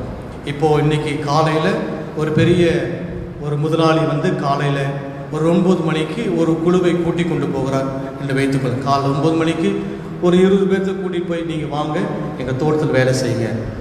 அப்போ அவங்க கேட்பாங்க, எங்களுக்கு எவ்வளோ கூலி தரீங்க அப்படின்னு கேட்கும்போது, உங்களுக்கு ஒரு நாளைக்கு உண்டான கூலியை நான் தருகிறேன். இவங்க நேரம் அங்கே போய் வேலை செஞ்சுட்டு இருப்பாங்க. இந்த வேலைகள் இன்னும் சீக்கிரமாக முடிக்க வேண்டும் என்பதற்காக ஒரு 11 மணிக்கு வந்து இன்னொரு குரூப்பையும் கூட்டிகிட்டு போய் அந்த தோட்டத்தில் வேலை செய்கிறாங்க. அப்போ ஏற்கனவே வேலை செய்கிறவங்க பார்த்துட்டு இருக்கிறாங்க, இந்த ஒரு குரூப் வந்துருச்சு, இவங்களும் வேலை செஞ்சுட்டு இருக்கிறாங்க. அப்போ அந்த முன்னாடி குரூப் கேட்குது, உங்களை யார் கூப்பிட்டா? உங்களை யார் கூட்டிகிட்டு வந்தாரோ அவர் தான் எங்களையும் கூட்டிகிட்டு வந்தார். சரி, நீங்கள் அந்த பக்கம் வேலை செய்யுங்க. ஒரு மணிக்கு இன்னொரு குழுவையும் கூட்டிகிட்டு போய் அந்த வீட்டு எஜமான் கூட்டிகிட்டு போய் வேலை செய்யுங்கலாம். இப்போ காலையில் 9 மணிக்கு வந்தவர்கள் வேலை செய்து கொண்டிருக்கிறார்கள், 11 மணி வேளையில் வந்தவர்களும் வேலை செய்து கொண்டிருக்கிறார்கள், 1 மணிக்கு வந்தவர்களும் வேலை செய்து கொண்டிருக்கிறார்கள். 3 குரூப்பாக அந்த எஜமானுடைய தோட்டத்தில், திராட்சை தோட்டத்தில் வேலை செய்து கொண்டிருக்கிறார். 5 மணிக்கு சூரியன் மறைகிற நேரம் வரும்பொழுது அவர்கள் கூலியை பிரித்து கூட எல்லாத்துக்கும் வரிசை நிற்க வச்சு, இந்தப்பா நீ காலையில் 9 மணிக்கு வேலை செஞ்சவங்களாம் ஒரு லைனில் இல்லை, 11 மணிக்கு வந்தவங்களாம் ஒரு பக்கம் நில்லுங்க, 1 மணிக்கு வந்தவங்களாம் 3 வேலை வச்சு காலைல வந்தவருக்கு 1 தினார், ஒரு நாளைக்கு கூலி உங்களுக்கு 100 ரூபாய். ரைட், வாங்கியாச்சு. 11 மணிக்கு வந்தவருக்கும் 100 ரூபாய் கூலி கொடுத்தாச்சு. 3 மணிக்கு வந்தவருக்கும் 100 ரூபாய் கொடுக்குறாரு இந்த எஜமான். இப்போ இந்த 9 மணிக்காரன் பார்க்குறாரு, நம்ம காலையிலேருந்து இவ்வளோ நேரம் வேலை செஞ்சோமே, நமக்கும் 100 ரூபா தான் தராரு. 3 மணிக்கு வேலை செஞ்சவருக்கும் 100 ரூபா தான் கொடுக்குறாரு. இது எப்படி நியாயம்? இது எப்படி நீங்கள் அநீதியாக தான் நீங்கள் செய்கிறீங்க? நீங்கள் சற்றுக்கு நீங்கள் புறம்பாக அல்லவா நீங்கள் செய்ய சொல்லுகின்ற ஒரு கான்ஃப்ளிக்ட் அங்கே வந்துருச்சு. வீட்டு எஜமானாகிய இயேசுவானவர் தன் தோட்டத்தின் உரிமையாளராக எப்படி தீர்க்கிறார் என்று நீங்கள் பாருங்கள். நான் உனக்கு பேசின கூலி உனக்கு நான் கொடுத்துட்டேன், அவ்வளோதான். 11 மணிக்கு பேசுகிறவங்களுக்கு நான் கூலி நான் கொடுத்துட்டேன். நீங்கள் 2 பேருமே இவருக்கே 100 ரூபா கொடுத்தீங்க, நீங்கள் கேட்குறது உங்களுக்கு ரைட்ஸ் இல்லை. இது என்னுடைய தோட்டம், என்னுடைய ஊதியம், நான் இவளுக்கு கொடுப்பேன், கொடுக்காமல் கொடுப்பேன், இது என்னுடைய இஷ்டம் என்று ஆண்டவர் சொல்கிறார். ஒருவேளை நமக்கு அது சற்று முரண்பாடாக இருக்கும். இதனுடைய பொருள் என்ன என்பதை பற்றி நான் உங்களுக்கு சொல்கிறேன். காலையில் 9 மணிக்கு வந்தவங்களுக்கும் 11 மணிக்கு வந்தவங்களுக்கும் அவங்களுடைய டைம் ஃபிக்ஸ் பண்ணி அவங்களுக்கு கூலி கொடுக்குறாங்க. கால அளவை நிர்ணயித்து அவங்களுக்கு கூலி. 1 மணிக்கு வந்தாங்க பார்த்தீங்களா, அவங்களுக்கு கால அளவு இல்லை, அவருடைய தேவைகளை அறிந்து ஆண்டவர் அவளுக்கு ஊதியம் தருகிறார். புரிஞ்சா? ஆண்டோடு போய் நம்ம கேட்க முடியுமா? ஏங்க நீங்கள் அவங்களுக்கு அவ்வளோ கொடுத்தீங்க, இவங்களுக்கு கொடுத்தீங்க? உனக்கு நான் டைம் ஃபிக்ஸ் பண்ணி உனக்கு நான் கூலி கொடுக்குறேன். இவர்களை பார்க்கும் பொழுது அவளுக்கு நேரத்தை பார்த்து நான் கொடுக்கவில்லை, அவளுக்கு இன்னும் தேவையாக இருக்கிறது போல எனக்கு தெரிகிறது. ஆகினாலே ஒரு எஜமான ஆகிய நான், ஒரு தோட்டத்தின் உரிமையான நான் அவனுக்கு கூலி கொடுக்கறதுக்கு நீங்கள் நியாயப்படுத்தக்கூடாது. இது என்னுடைய இஷ்டம். அவர் கொடுப்பேன், கொடுக்காமல் இருப்பேன், அதிகமாக நான் கொடுப்பேன் என்று ஆண்டவராக இயேசு கிறிஸ்து அந்த இடத்துல ஒரு சின்ன ஒரு கான்ஃப்ளிக்டை வந்து பிரித்து கொடுத்து எல்லாத்தையும் சமாதானமாக அனுப்புகிறார். இதோட முக்கியமான இன்னொரு பொருள் இருக்கிறது. 11 மணிக்கு வேலை செஞ்சவர்கள், 9 மணிக்கு வேலை செஞ்சவர்கள், பழைய ஏற்பாட்டுடைய காலத்தின் அடிப்படையில் அவளுக்கு கூலி கொடுக்கப்படுகிறது. 1 மணிக்கு வந்து வேலை செய்தவர்கள், இயேசு கிறிஸ்துடைய காலகட்டத்தில் ஊழியம் செய்தவர்கள், அது அவளுக்கு கால அளவு, இவளுக்கு இந்த கிரேஸ் டைம். பழைய ஏற்பாட்டையும் புதிய ஏற்பாட்டையும் ஆண்டவர் இணைத்து, இதுதான் கடவுளுடைய இறை திட்டம், மீட்பின் திட்டம். கடவுளுடைய ராஜ்யம் எனக்கு உண்டானது, நான் என் இறை திட்டத்தை எப்படி வேண்டுமானால் கடவுள் ராஜ்யத்துக்குள்ளாக கொண்டு வரக்கூடிய அதிகாரம் இருக்கிறது என்று சொல்லுகின்ற ஒரு கால அளவை வைத்து கொண்டு ஆண்டவர் அவளுக்கு கூலி கொடுக்கிறார்.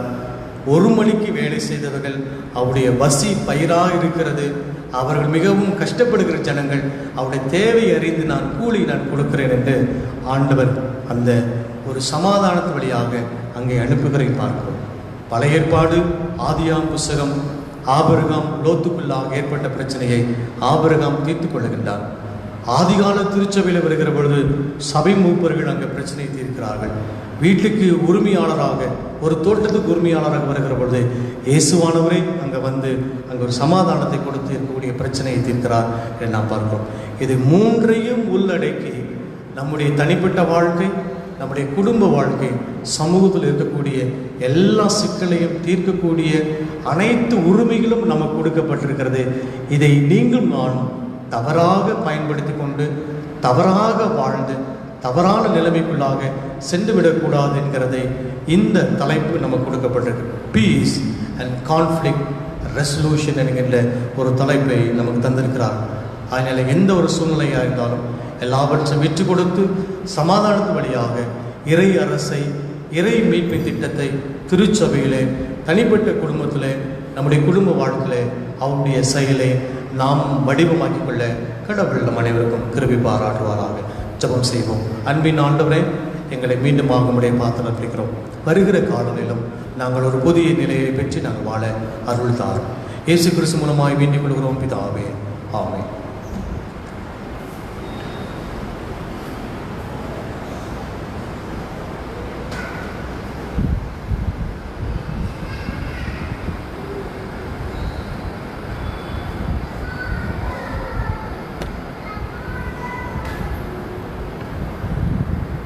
சபையாருக்கு அறிவிக்கப்பட வேண்டிய அறிவிப்புகள். மீண்டுமாக இந்த ஆராதனையிலே கலந்து கொண்டிருக்கிற ஒவ்வொருவரையும் இயேசு கிறிஸ்துவின் நாமத்திலே உங்களை வாழ்த்து வரவேற்கிறோம். வழக்கம் போல நம்முடைய ஞாயிற்றுக்கிழமை வழிபாடு ஆராதனை காலை 6 மணிக்கும் 8 மணிக்கும் 10 மணிக்கும் மாலை 6:30 மணிக்குமாக ஆராதனை நடைபெறும் என்பதை நான் தெரிவித்துக் கொள்கிறேன். இந்த 10 மணி ஆராதனை மட்டும் ஆராதனையோடு கூட சேர்த்து நேரடி ஒளிபரப்பு செய்யப்படும் என்பதை நான் உங்களுக்கு தெரிவித்துக் கொள்கிறேன். சபை மக்கள் யாவரும் பிற சபை மக்களுக்கும் சபையினுடைய பெரியவர்களுக்கும் ஆராதனையை கலந்து கொள்ள முடியாத மக்களுக்கு நீங்கள் இந்த அறிவிப்பை சொல்லுமாறு உங்களை அன்போடு நான் கேட்டுக்கொள்கின்றேன். வெள்ளிக்கிழமை மாலை 6:30 மணிக்கு ஆராதனை உண்டு. கலந்து கொள்ள உங்களை அன்போடு நான் கேட்டுக்கொள்கிறேன். இன்றைக்கி வேகமாக பரவிக்கொண்டு வருகிற இந்த தொற்று நோய் நிமித்தமாக நீங்களும் பயணப்படுகிற இடங்கள், செல்லுகிற இடங்களிலே, தொழில் செய்கிற இடங்களிலே, பல இடங்களுக்கெல்லாம் நீங்கள் பயணமாக செல்லக்கூடிய இடங்களிலே உங்களை தனிமைப்படுத்தி கொண்டு இந்த சூழ்நிலையிலிருந்து உங்களையும் விழிப்புணர்வோடு கூட எச்சரிக்கையாக இருக்கும்படி உங்களை அன்போடு நான் கேட்டுக்கொள்கிறேன். ஆண்டவர் அப்படிப்பட்ட ஞானத்தையும் அருளையும் உங்களுக்கு தந்து கிருபையாய் வழி நடத்துவாராக. பிரியமானவர்களே, நம்முடைய பேராயத்திலிருந்து ஒரு கடிதம்.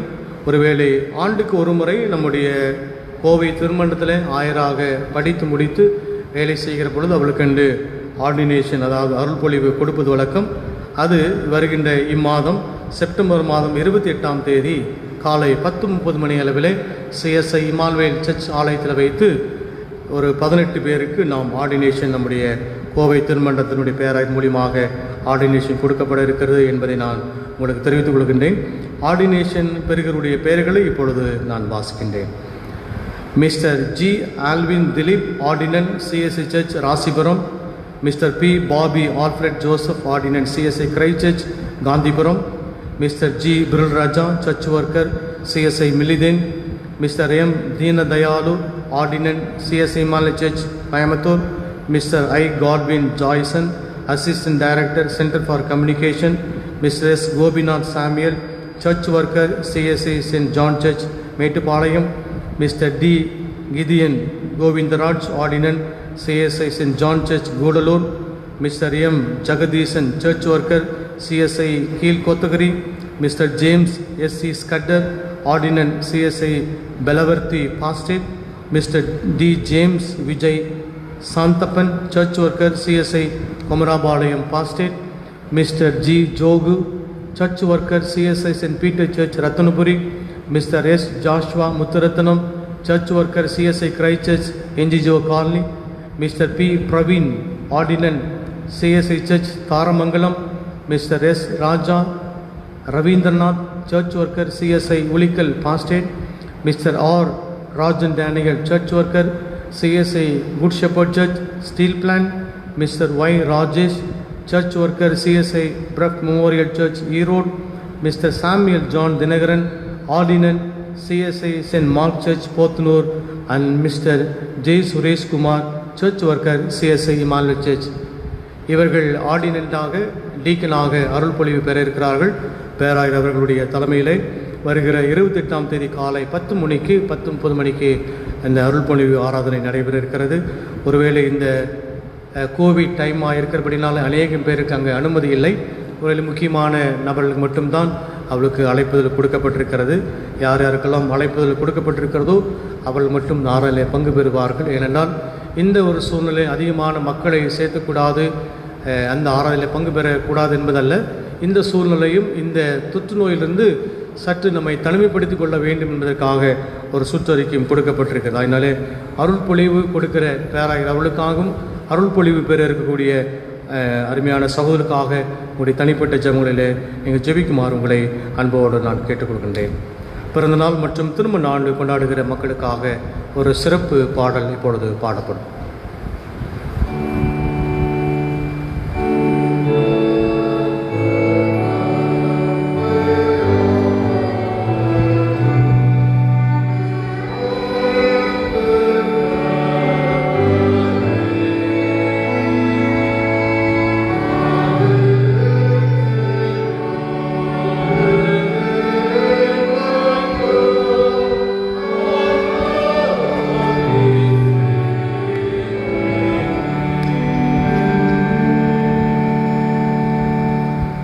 ஜெபம் செய்வோம். பரிசுத்தமுள்ள பிதாவே, சிறு பிள்ளைகள் முதற்கொண்டு பெரியவர் வரைக்குமாக தங்களுடைய பிறந்த நாளை கொண்டாடுகின்ற ஒவ்வொருவரையும் உம்முடைய பெயரை கொண்டு நாங்கள் வாழ்த்தி ஆஸ்வதிக்கிறோம்.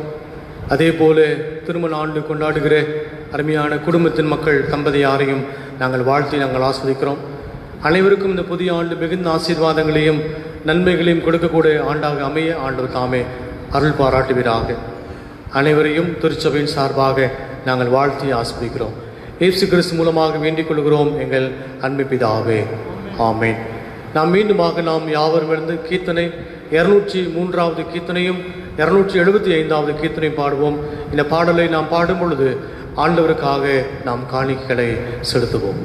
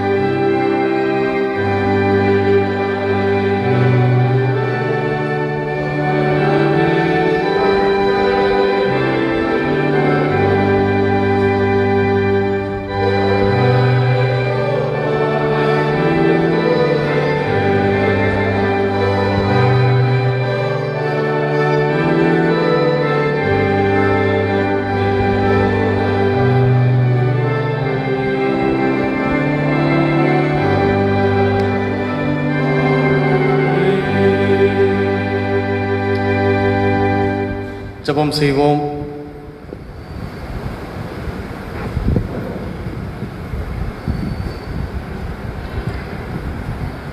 ஒரு சில வினாடிகள் அமைதியோடு கூட இருந்து ஜீவனுள்ள தேவன் நம்முடைய அன்றாட வாழ்க்கையில் இம்மட்டுமாக பாராட்டி வந்த நன்மைகள், ஆசீர்வாதங்கள் ஒவ்வொன்றையும் நான் நினைவுக்கு வந்து பார்த்து நன்றிகளை சொல்லுவோம்.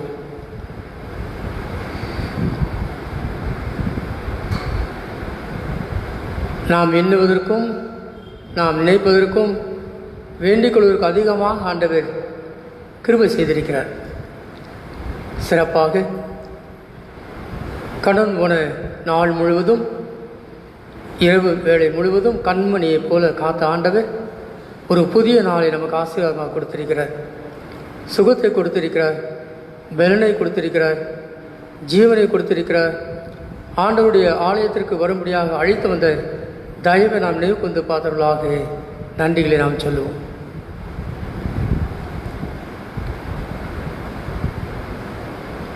தொடர்ந்து நாம் வேண்டிக் கொள்வோம். நமக்காக, நம்முடைய குடும்பத்துக்காக, இரவு நம்முடைய குடும்ப வாழ்க்கையில் கொடுக்குற பிள்ளைகளுக்காக, அவருடைய மேன்மைக்காக நாம் வேண்டி நிற்போம்.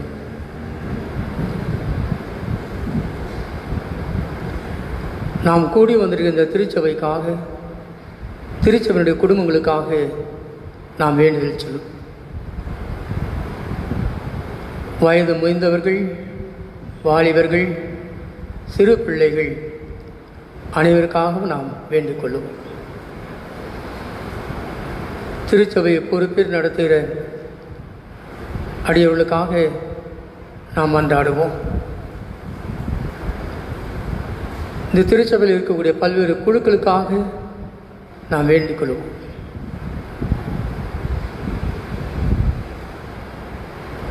திருச்சபையின் மூலமாக செயல்படுகிற அனைத்து ஊழியங்களுக்காகவும் நாம் நன்றி சொல்லி நாம் மன்றாடுவோம்.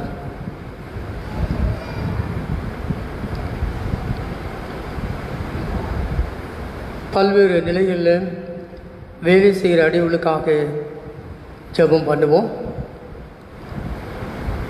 மருத்துவத்துறை, கல்வித்துறை, சுகாதாரத்துறை போன்ற பல்வேறு துறைகளில் பணியாற்றக்கூடிய அடியவர்களுக்காக நாம் மன்றாடுவோம். பல்வேறு பணிகளில் ஈடுபட்டு கொண்டிருக்கிறவர்களுக்காக ஜெபம் செய்வோம். வியாபாரத்தில் ஈடுபட்டு கொண்டிருக்கிறவர்கள், அவர்களுக்காக நாம் ஜெபம் பண்ணுவோம். படித்து முடித்து வேலைக்காக முயற்சி செய்வர்களுக்காக ஜெபம் பண்ணுவோம். திருமணத்துக்காக காத்து கொண்டிருக்கிற பிள்ளைகளுக்காக நாம் கருத்தோடு ஜெபம் பண்ணுவோம். என்னிடத்தில் அன்புக்கு ஒருவரும் இல்லையே என்று சொல்லி அன்புக்காக ஏங்கி தவிக்கின்ற உள்ளங்களை நாம் நினைவு கொண்டு பார்த்து மன்றாடுவோம். நாட்டுக்காக, நாட்டை ஆளுகை செய்தவர்களுக்காக ஜெபம் செய்வோம்.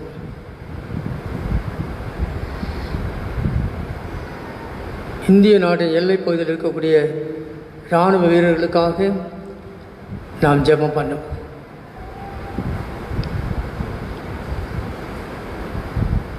கிருபை மிகுந்த ஆண்டவரே, கழுகு தன் கூட்டை கலைத்து தன் குஞ்சுகளில் அசியவாடி சுமந்து கொண்டு போகிறதை போல கடந்து போன நாட்களிலே எல்லாம் கண்மணியை போல காத்து இந்த புதிய நாளை காண முடியாத கிருபை செய்து நல்ல சுகத்தை கொடுத்து, பலனை கொடுத்து, ஜீவனை கொடுத்து உம்முடைய சன்னிதானத்தில் நேராக அழைத்து வந்தவரே, உம்மை மனதார நாங்கள் போற்றுகிறோம், வாழ்த்துகிறோம். நாங்கள் வேண்டிக் கொண்ட காரியம் எல்லாவற்றையும் அறிந்திருக்கிறேன். கேட்கக்கூடாதபடி எனக்கு செவி மந்தமாகவில்லை, கொடுக்கக்கூடாதபடிக்கு என்னுடைய கரம் குறுகி போவில் என்று சொன்ன அன்பின் தகப்பனே, ஆகவே நாங்கள் கேட்பதற்கு முன்னதாகவே எல்லாவற்றையும் அறிந்திருக்கிறேன். கேளுங்கள் கொடுக்கப்படும் என்று சொன்ன அன்பின் தகப்பனே, நம்பிக்கையோடும் பொறுமையோடும் விசுவாசத்தோடும் நாங்கள் காத்திருந்து அந்த ஆசீர்வாதங்களை ஏற்ற நாளில் பெற்றுக்கொள்ள முடியாத கிருபை செய்யும். சிறப்பாக இந்த நாளில் நாங்கள் கேட்ட சத்தியத்திற்காக நாங்கள் நன்றி பாராட்டுகிறோம். சமாதானம் பண்ணுகிறவர்கள் பாக்கியவான்கள், அவர்கள் தேவனுடைய புத்திரர் எனப்படுவார்கள் என்று நாங்கள் திருமலையில் வாசிக்கிறோம். தேவனை சமாதானத்தின் வழியில் நாங்கள் நடக்க நீ உதவி செய்யும். உமது ஆலோசனை எங்களுக்கு தாரும். நீ நல்லவர், நீ வல்லமைதான் ஆண்டவர். நாங்கள் நினைப்பிற்கு மேலாக வழிநடத்துகிற தேவ நல்ல மேய்ப்பேன். தேவன் நாங்கள் நன்றி பாராட்டுகிறோம். தொடர்ந்து முடிய தெய்வீக பிரசனம் இருக்கட்டும். இம்மட்டமாக நீ கொடுத்த நன்மைகள் ஏராளம். எல்லாவற்றையும் நாங்கள் நினைவு வந்து பார்த்தவர்களாக மகிழ்வோடும் மன நிறைவோடும் நன்றி உணர்வோடும் உங்களுடைய சமூகத்தில் கொண்டு வந்து படைத்திருக்க இந்த காணிக்கைக்காக நாங்கள் நன்றி பாராட்டுகிறோம். இந்த காணிக்கை முடிய கருத்தில் கொடுக்கிறோம். இந்த காணிக்கை ஏற்றுக்கொள்ளும். எங்களையும் இரக்கமாய் கண்ணோக்கி பாரும். ஆசீர்வதியும் வழி நடத்தும். அன்பின் ஆண்டவராய் இயேசுவின் இன்ப நாமத்தில் பணிந்து மன்றாடுகிறோம். அன்புள்ள பிதாவே, ஆமென். நம்முடைய ஆண்டவராய் இயேசு கிறிஸ்துவினுடைய கிருபையும் பிதாவாகிய தேவனுடைய அன்பும் பரிசுத்த ஆவியானவருடைய அன்பைக்கும் ஆசீர்வாதமும் நாம் அனைவரோடும் இன்றும் என்றும் சதா காலங்களிலும் நிலைத்திருப்பதாக.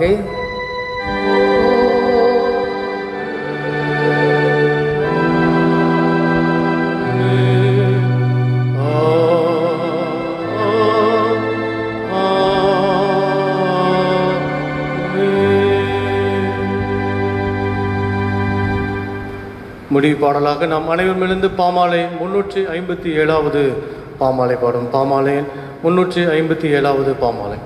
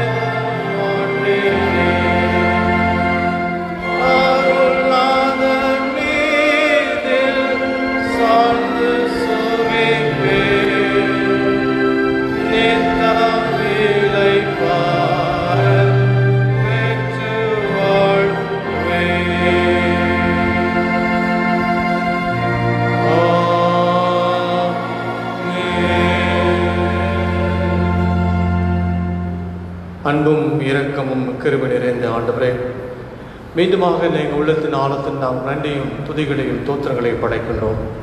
இம்மட்டுமாக எங்களை வழிநடத்தினர் இம்மானுவேல் அறிவிப்புகளின் ஆண்டவரும் ரட்சிகருமாய் இயேசு கிறிஸ்து தொடர்ந்து எங்களை வழிநடத்த வேண்டும் என்று ஜெபிக்கிறோம். இந்த ஆராதனை கடந்து கொண்டிருக்கிற எல்லாரையும் இயேசுவின் நாமத்திலே வாழ்த்து சுவாமி. இப்பொழுது நாங்கள் புறப்படுகிறோம். எல்லா விதமான தீமைகளுக்கும் வியாதிகளுக்கும் விபத்துகளுக்கும் கர்த்தர் எங்களை விலக்கி காத்துக்கொள்ள வேண்டும் என்று ஜெபிக்கிறோம். தொடர்ந்து எங்களை ஆசீர்வதிப்பீராக. இயேசு கிறிஸ்து மூலமாய் வேண்டிக் கொள்கிறோம் எங்கள் அன்பு பிதாவே. ஆமென். கர்த்தர் உங்களோடு இருப்பாராக. சமாதானத்துடனே புறப்பட்டு செல்லுங்கள். நமது நாளே. ஆமென்.